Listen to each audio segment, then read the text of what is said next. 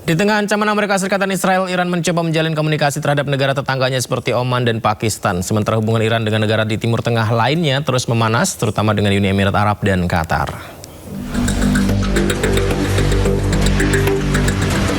Konflik Iran, Amerika Serikat, dan Israel membuat hubungan sejumlah negara di kawasan terus memanas.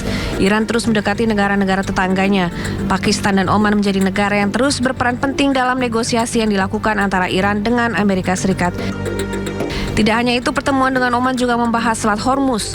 Kedua negara pun terlihat sepakat untuk menyediakan jalur khusus untuk bisa dilewati kapal atas izin keduanya. Iran juga merangkul Yaman serta Irak sebagai sekutunya. Sementara itu, hubungan Iran dengan negara Timur Tengah lainnya terus memanas. Iran berkali-kali menyerang situs-situs militer Amerika Serikat yang berada di Yordania, Kuwait, Bahrain, hingga Qatar. Amerika Serikat bersiap menerapkan sanksi ekonomi untuk Iran. Namun, Qatar menegaskan diplomasi jadi satu-satunya konflik Amerika Serikat dengan Iran. بالنسبة لنا في إطار المفاوضات نحن اتصالاتنا مستمرة مع الأطراف لضمان العودة إلى المفاوضات، وقلنا منذ اليوم الأول طبعا أن أي تصعيد سيكون ضحيته المنطقة بأكملها بل العالم بأكمله في ظل الظرف الاقتصادي الحالي الذي نشهده. ولكن من ناحيتنا طبعا قطر مستمرة في اتصالاتها وجهودها، وليس لدينا من جديد ليتم إعلانه في هذا الإطار. بالنسبة للتصريحات الأمريكية المتعلقة بالعقوبات الاقتصادية، كما تعلمون نحن في دولة قطر ودول المنطقة بشكل عام حذرت منذ اليوم الأول من التداعيات الاقتصادية لهذه الحرب. Sementara itu, negara-negara di Timur Tengah membentuk Fakta Pertahanan Bersama di Mekah. Perjanjian ini telah ditandatangani Arab Saudi, Pakistan, Turki pada 7 Agustus lalu. Ketiga negara sepakat membentuk pertahanan kolektif yang artinya bila menyerang satu negara anggota, berarti juga menyerang negara anggota lainnya. Tim Liputan melaporkan. Direktur CIA John Ratcliffe melakukan kunjungan rahasia ke Moskow. Perjalanan ini menjadi kunjungan tingkat tinggi pertama pejabat intelijen Amerika ke Rusia dalam beberapa tahun terakhir. Direktur CIA John Ratcliffe berangkat ke Rusia menggunakan pesawat militer C-17 Globemaster III. Pesawat ini berangkat dari pangkalan militer Andrews dekat Washington. Pesawat ini sempat singgah di Riga, Latvia sebelum mendarat di Bandara Vnukovo, Moskow. Ratcliffe dilaporkan berada di Moskow selama sekitar 8 jam sebelum kembali ke Amerika Serikat. Hingga kini Amerika dan Rusia belum memberikan pernyataan resminya. Kunjungan terjadi di tengah stagnansi pembicaraan perdamaian antara Rusia dan Ukraina serta meningkatnya ketegangan geopolitik global.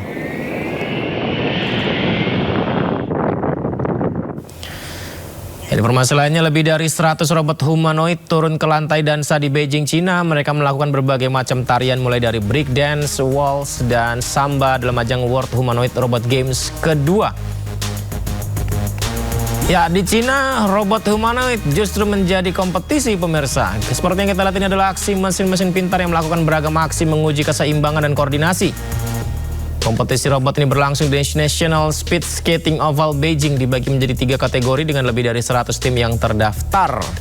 100 warga biasa terdaftar membuat robot seperti ini dan dikompetisikan ya. Di balik koreografi yang energik ini terdapat ujian yang menuntut perangkat keras maupun perangkat lunak bisa bergerak dengan sangat stabil. Mesin-mesin itu menggunakan tautan yang menyerupai sistem muskuloskeletal manusia dengan modul sendi yang bertindak sebagai otot. Luar biasa ya.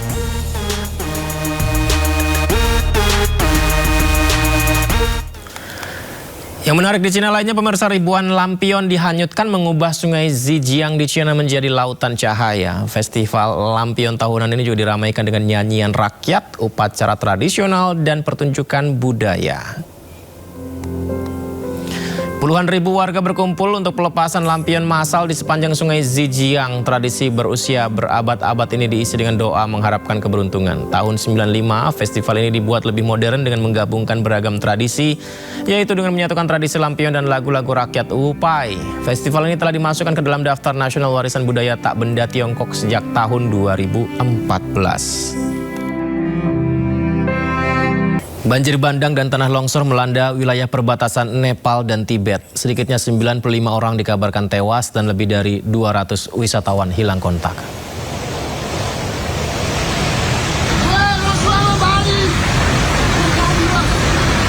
Banjir bandang dan tanah longsor menerjang perbatasan Nepal dan Tibet, tepatnya di sepanjang sungai Trisuli, distrik Nuwakot, Nepal. Akibat peristiwa ini sedikitnya 95 orang dilaporkan tewas dan 384 orang dinyatakan hilang. 291 diantaranya wisatawan dari berbagai negara seperti Amerika, Inggris, Korea Selatan hingga Malaysia. Sebelumnya luapan air deras berasal dari sungai Botekoso menerjang belasan desa di distrik Rasuwa dan Nuwakot, Nepal. Banjir kemudian mengalir deras hingga ke aliran sungai Trisuli. Sementara di sisi Cina, tanah longsor menghantam area pelabuhan perbatasan Girong di kota Sigatse, Tibet. Insiden ini memutus jalur darat, jaringan komunikasi serta pasokan listrik di wilayah itu. Bencana banjir bandang ini diduga dipicu oleh gempa bumi berkekuatan magnitudo 4,4 menyebabkan longsoran es dan batuan di sungai Lende Khola.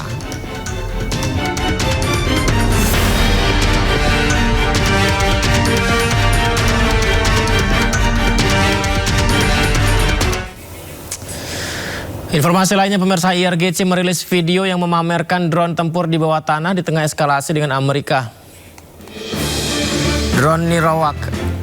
Drone tempur Nirawak Kaman 12 dioperasikan oleh Angkatan Udara Republik Islam Iran di dalam fasilitas bawah tanah.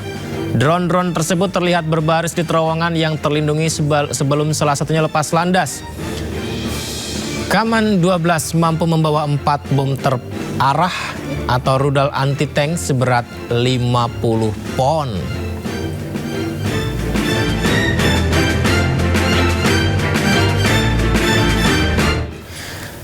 Ya, Iran dan Oman masih terus melangsungkan negosiasi. Kali ini mereka bertemu membahas masalah Selat Hormuz. Abbas Araghchi, Menteri Luar Negeri Iran, bertemu dengan Badr al-Busaidi, Menteri Luar Negeri Oman. Pertemuan keduanya membahas terkait Selat Hormuz dan negosiasi lanjutan. Pertemuan di Teheran membahas hubungan bilateral, jalur transit, dan keamanan di jalur perairan strategis yang memisahkan Iran dan Oman. Oman berulang kali berperan sebagai perantara dalam kontak yang melibatkan Teheran dan Washington.